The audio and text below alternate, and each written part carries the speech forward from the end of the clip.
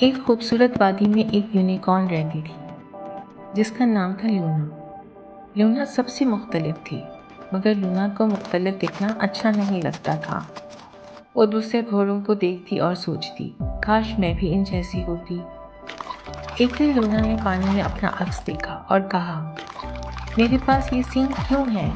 میں دوسرے گھوڑوں جیسی کیوں نہیں ہو سکتی؟ یہ سوچ کر اس نے ایک بڑی سی ٹوپی پہنی اور اپنی سینگ کو چھپا لیا۔ وہ دوسرے گھوڑوں کے ساتھ کھیلنے لگی تاکہ کوئی نہ جانے کہ وہ مختلف ہے۔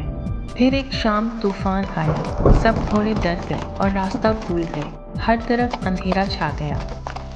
اتنے میں لونا کو اپنی روشنی یاد آئی۔